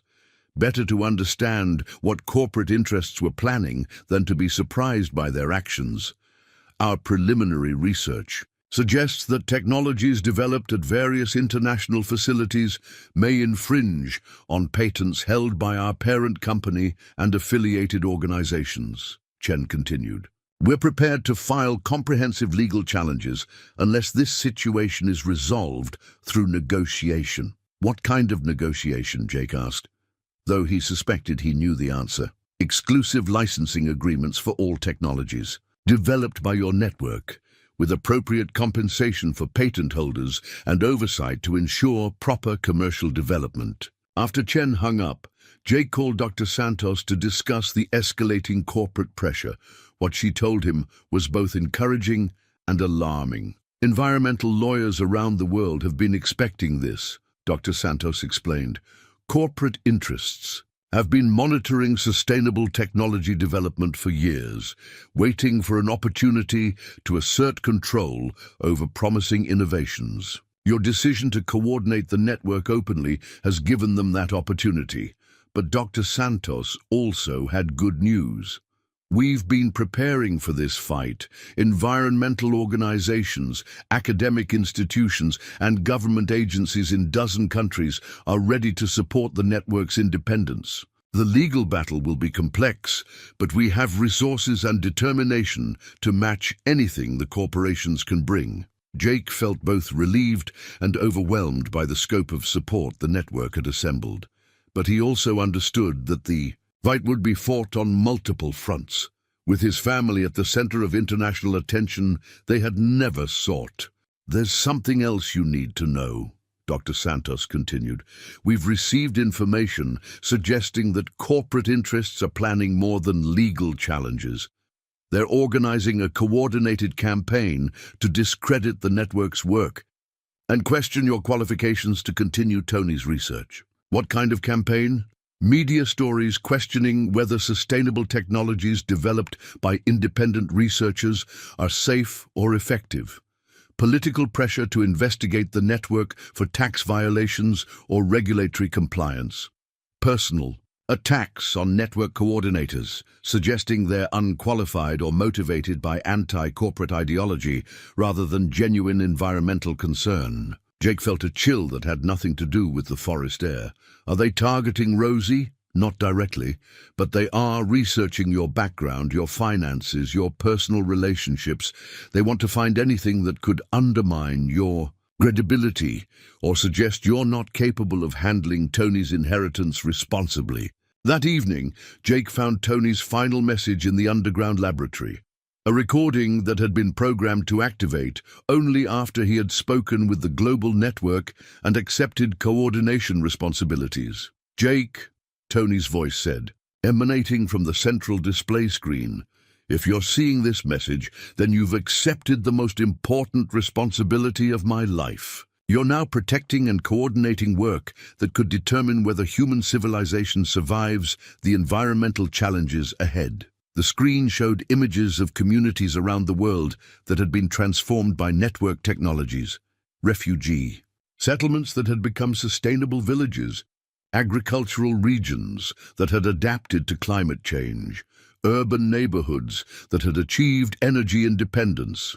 The corporate pressure you're experiencing will intensify, Tony's voice warned.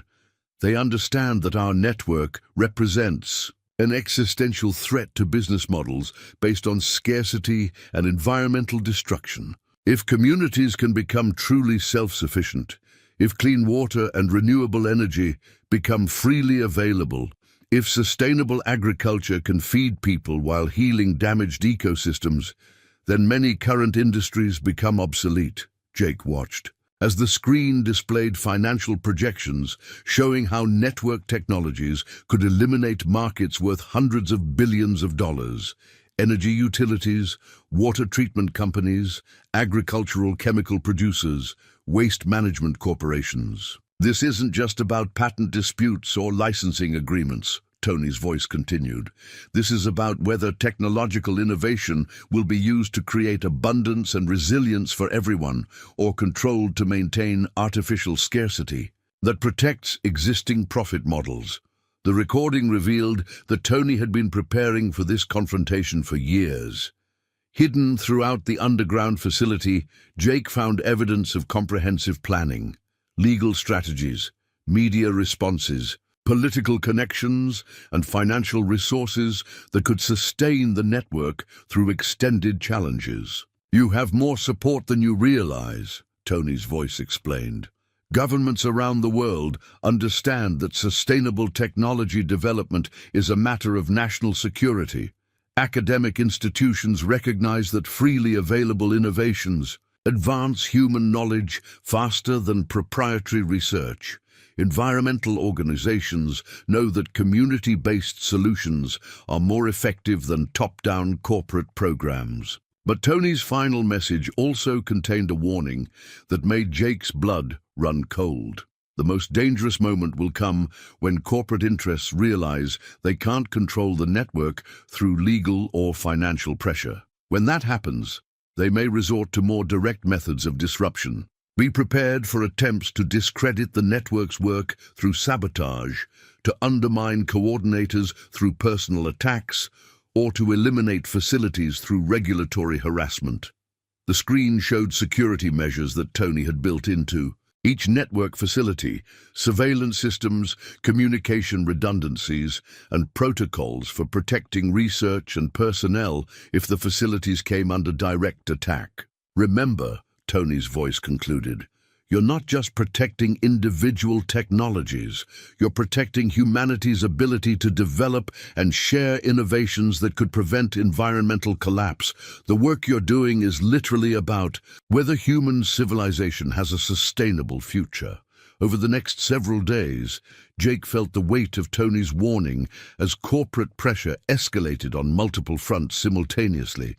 Legal challenges were filed in courts across North America, claiming that network technologies infringed on dozens of patents held by various corporations. Environmental lawyers worked around the clock to respond, but defending against multiple lawsuits required resources and attention that slowed actual technology development. Media stories began appearing that questioned the safety and effectiveness of technologies developed outside traditional corporate research programs. Industry-funded studies suggested that community-implemented sustainable technologies could fail catastrophically, potentially contaminating water supplies or creating electrical hazards. Government agencies received complaints about the network's tax status, regulatory compliance, and international coordination activities. Bureaucrats who had never shown interest in environmental technology suddenly demanded detailed documentation of every aspect of the network's operations. But the most troubling development was personal surveillance that Jake detected around the treehouse property. Vehicles parked at unusual locations on Forest Service roads, drones flying overhead with frequencies that suggested commercial rather than recreational use, phone calls and internet communications that seemed to be monitored or delayed. "Dad," Rosie said one evening as they watched the sunset from the observation deck, "are bad people watching us?" Jake had hoped his daughter hadn't noticed the surveillance, but children were often more observant than adults gave them credit for. "Some people are very interested in what we're doing," Jake said carefully, "but we have lots of friends helping to protect us." Like the other scientists Godfather Tony worked with? Exactly like that, Dr. Santos called that evening, with updates that were both encouraging and concerning. Environmental organizations around the world are mobilizing to support the network, she reported. "We're seeing unprecedented coordination between groups that have never worked together before. The corporate attack on your network has unified environmental advocates like nothing in recent history."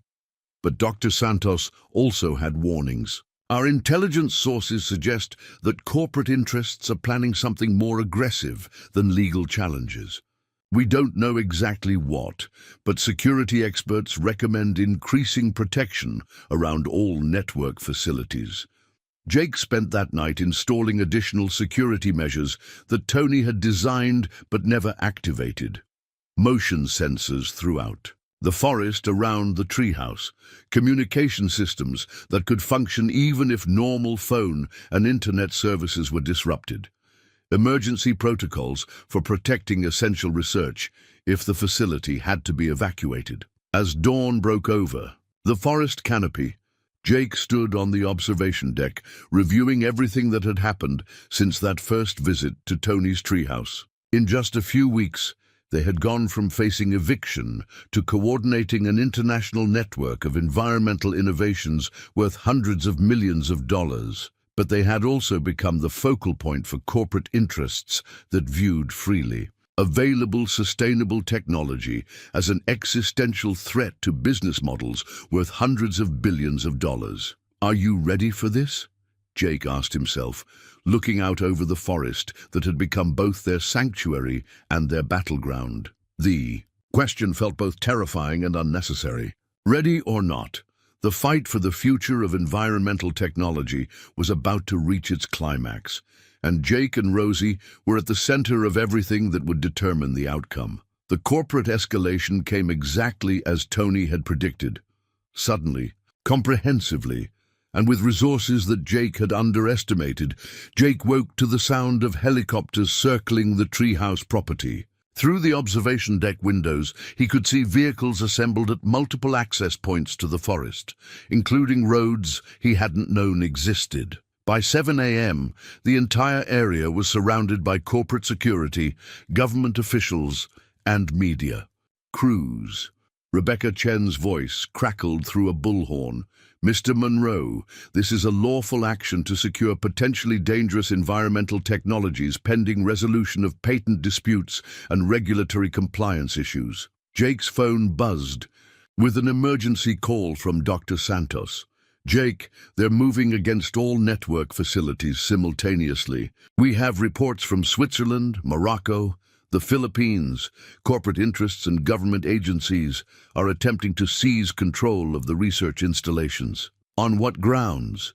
Patent violations, environmental safety concerns, international technology transfer violations. They've apparently been planning this coordination for months. Jake looked down from the treehouse at the assembled forces below. He counted at least 20 vehicles, including what appeared to be specialized equipment for accessing elevated structures. These people had come prepared to take the treehouse, by force if necessary. "Dad, what's happening?" Rosie asked, awakening to the sound of helicopters and bullhorns. "Some people are trying to take Godfather Tony's inventions," Jake said, his voice calmer than he felt.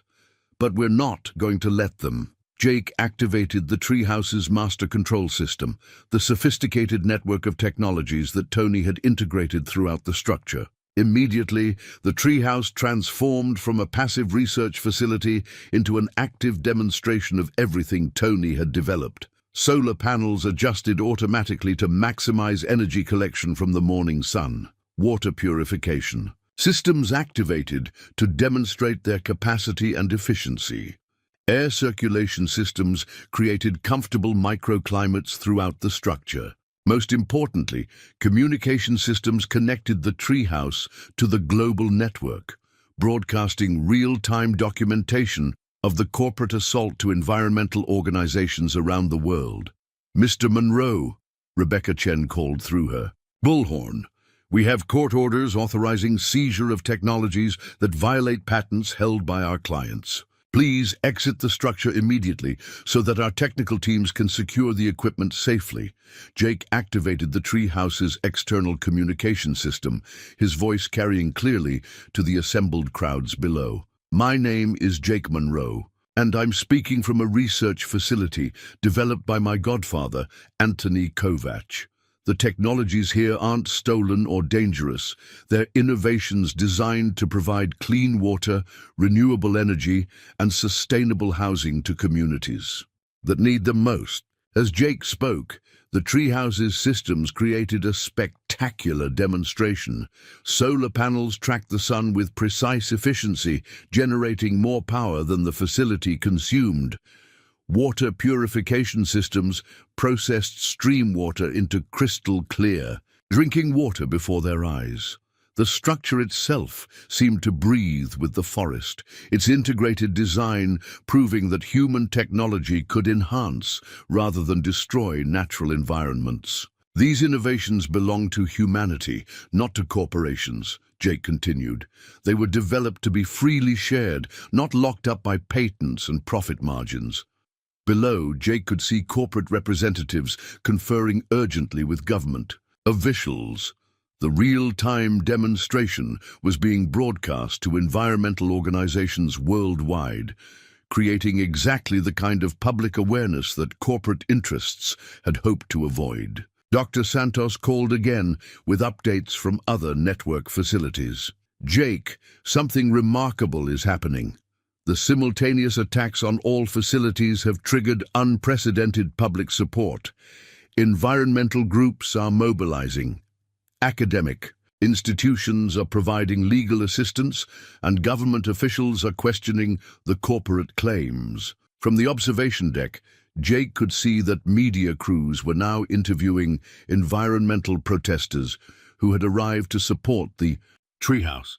The corporate action that was supposed to quietly seize control of dangerous technologies had become a very public confrontation about the future of environmental innovation. Rebecca Chen's voice returned to the bullhorn, but her tone had shifted from confident authority to frustrated urgency.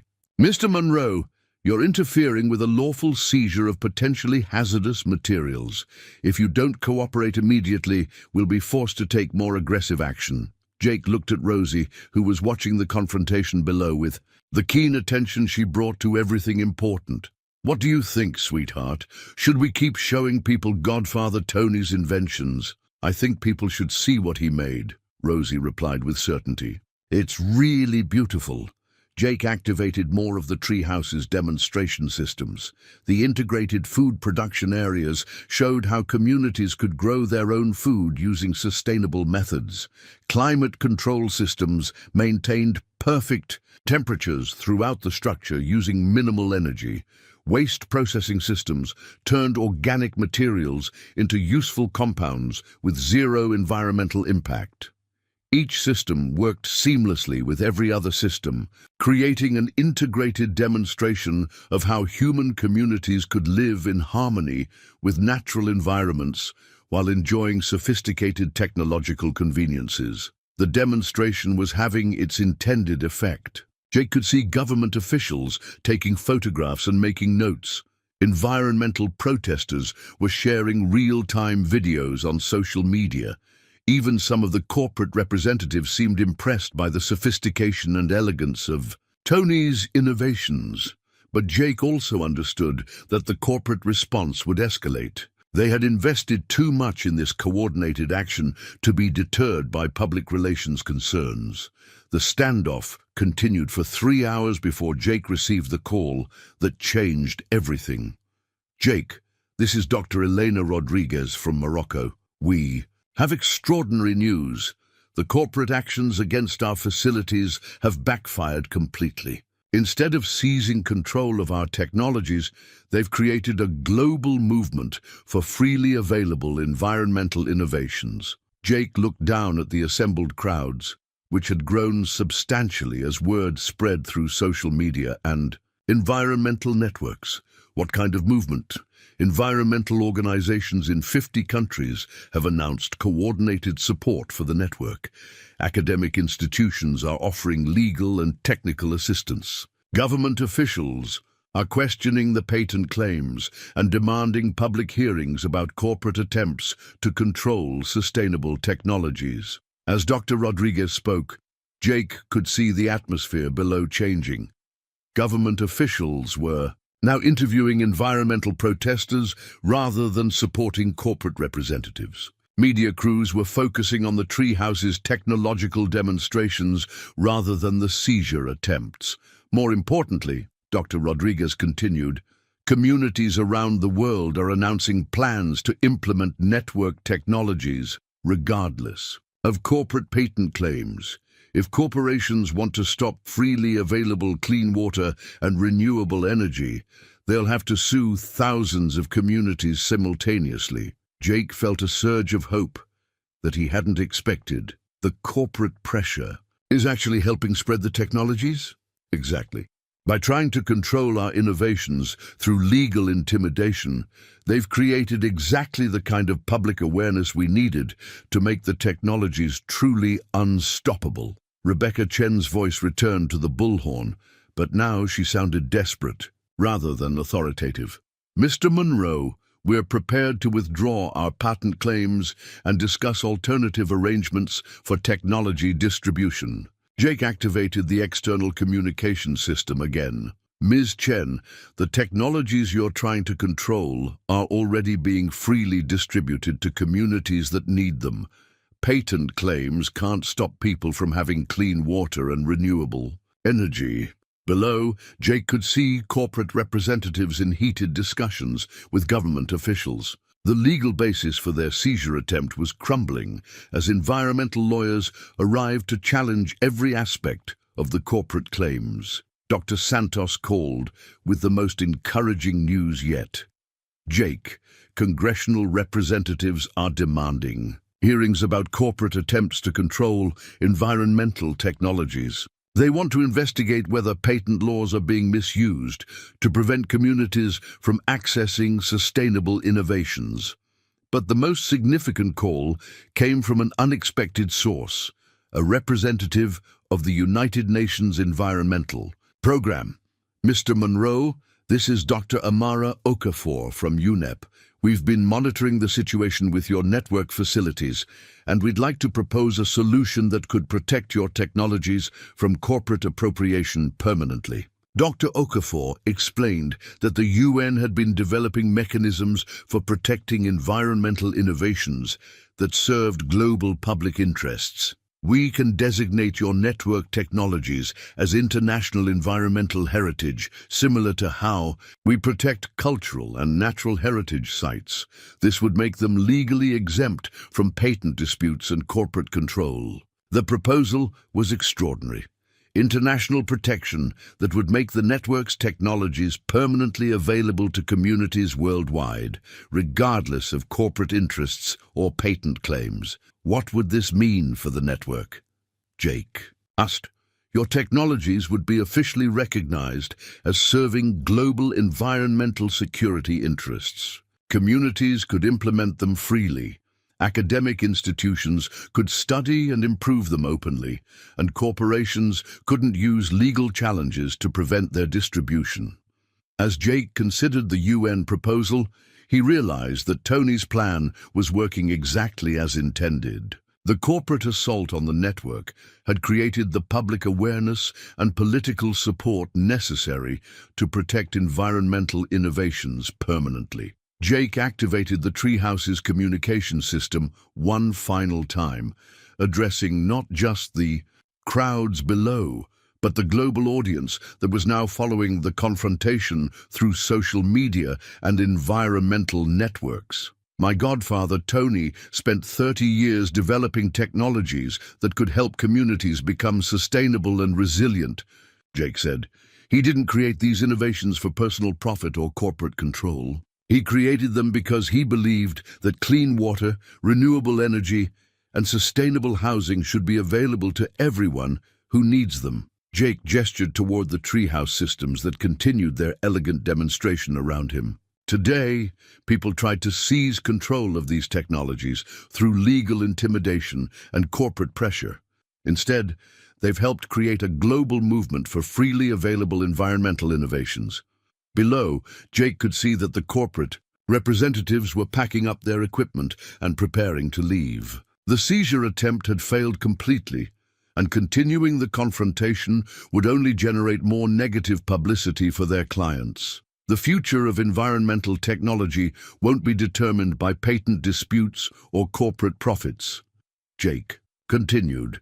It will be determined by communities that implement these innovations to meet their own needs, by researchers who continue developing them openly, and by governments that protect them as global public goods. As afternoon turned to evening, the crowds began to disperse, but not before environmental organizations had documented every aspect of the Treehouse's systems and announced plans to implement similar technologies in communities around the world. Dr.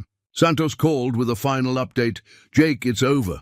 Corporate interests are withdrawing their patent challenges and seizure attempts. The public response has been so overwhelmingly negative that continuing would damage their clients more than the network technologies ever could. Jake stood on the observation deck as the forest returned to its natural quiet. The helicopters had departed, the vehicles had driven away, and only the whisper of wind through branches remained.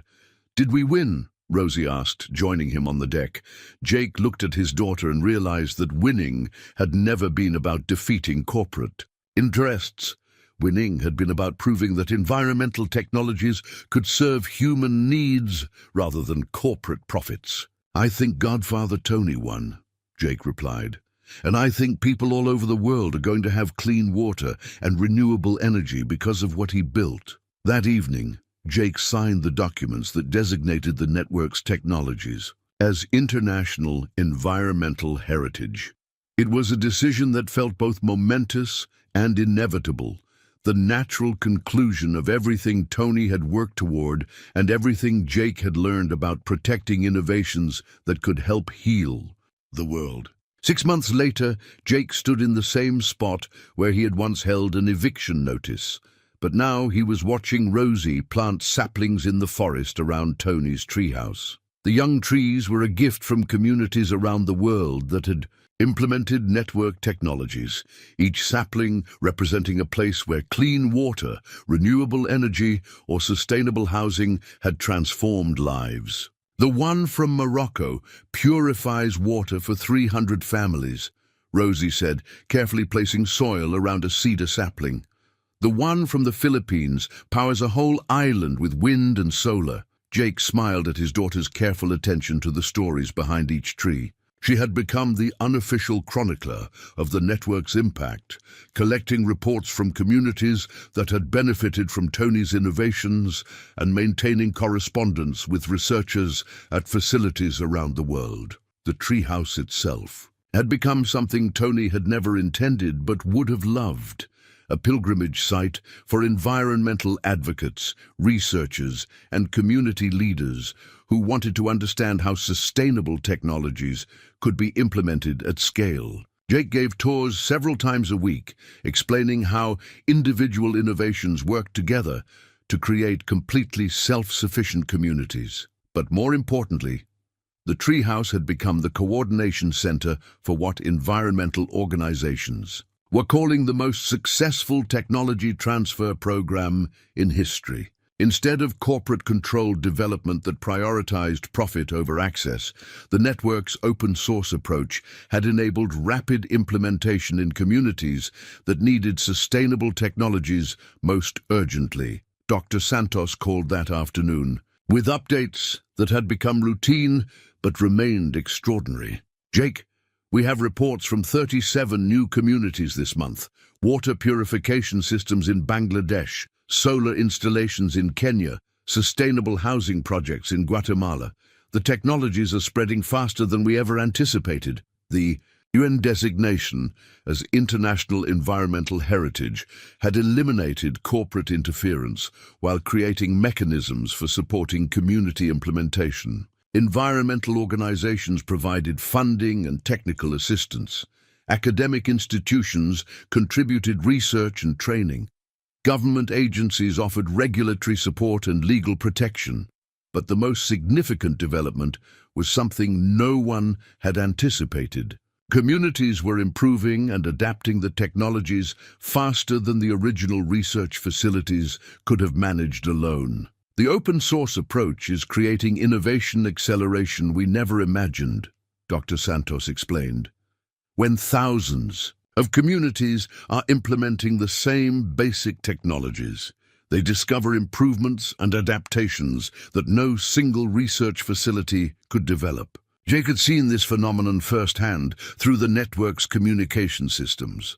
A water purification adaptation developed in a refugee camp in Jordan had been implemented in rural communities across South America within weeks.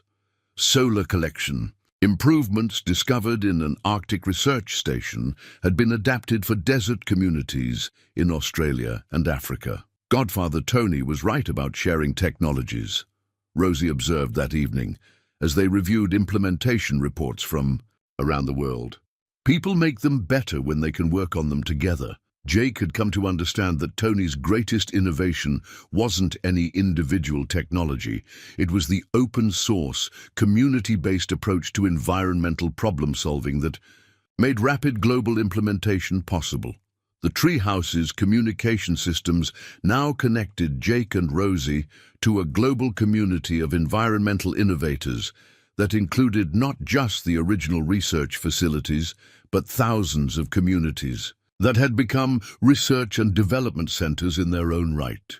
The network is becoming something beyond what any of us originally envisioned, Dr. Elena Rodriguez told Jake during their weekly coordination call. Instead of 12 facilities developing technologies for global distribution, we have thousands of communities developing technologies for local needs that happen to work globally.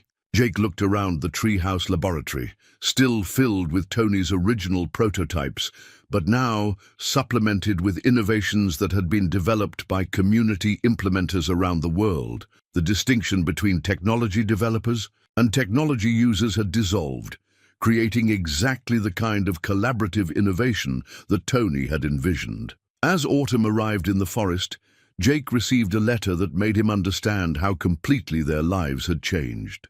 It was from the mayor of Cedar Falls, inviting him to speak at the dedication of the town's new sustainability center, a facility that would implement network technologies to make their community completely self-sufficient within 5 years. The lumber mill closing felt like the end of our town's future, the mayor wrote, but your godfather's innovations have given us a new beginning. We're becoming a model for how communities can thrive while healing the environment that sustains them.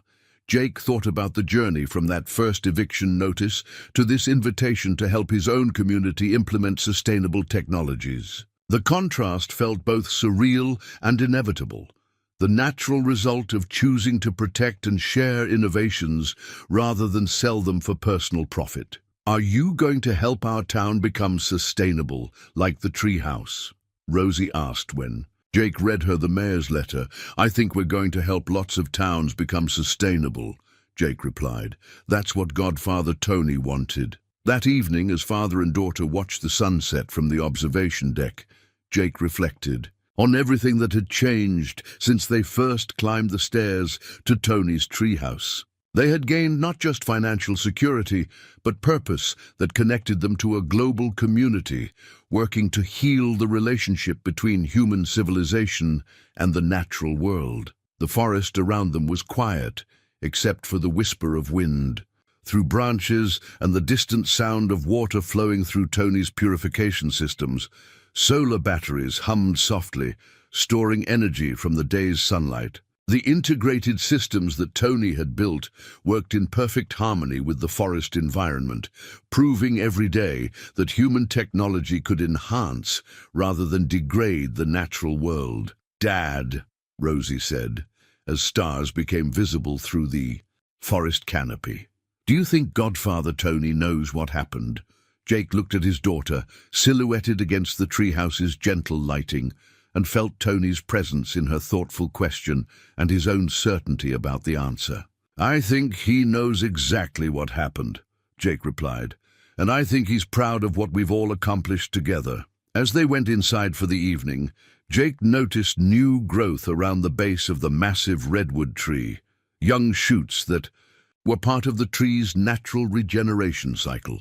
Tony had explained once that redwood trees could live for thousands of years, creating forests that sustained themselves through cycles of growth, adaptation, and renewal.